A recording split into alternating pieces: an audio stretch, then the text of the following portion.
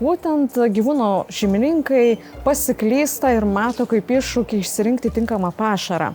Dėl to, kad mirgančios etiketės ir gražios pakuotės ne visada pasako tinkamą sudėtį. Tai pirmas dalykas, tai yra svarbiausia tinkamas baltymų šaltinis ir būtent aukštos kokybės.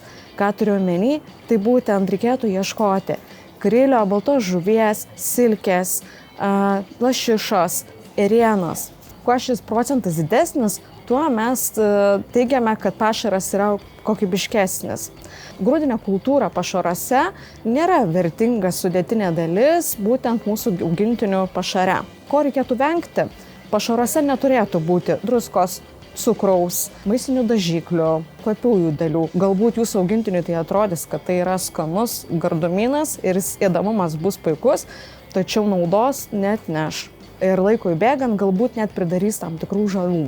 Vis daugiau augintinių šeimininkai pasirenka pašarus su vabzdžiais. Būtent dėl to, kad atneša dvi naudas. Pirmoji nauda yra jūsų augintiniui, nes moksliniais tyrimais būtent vabzdžiai, jų baltymų kiekis ir naudingos medžiagos prilygsta bet kuriai kitai mėsai.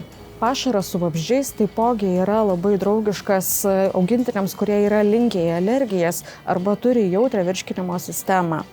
Toks pašaras yra puikus pasirinkimas, būtent norint užtikrinti savo augintinio pilnavertę mitybą, o taip pat tai yra draugiškas aplinkai sprendimas.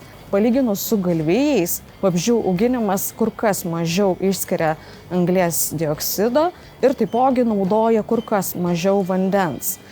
Be to, vabzdžiai minta daržovių ir vaisių atliekomis, taipogi jų auginimui nenaudojami yra hormonai, steroidai ar antibiotikai. Renkantis pašarą būtent atsižvelgiame į jo sudėtį, tuomet vertiname savo augintinio amžių, veislę, aktyvumą ir sveikatos būklę. Na ir jeigu norite prisidėti prie tvaresnio vartojimo, rinkitės pašarą su vabzdžių baltymais.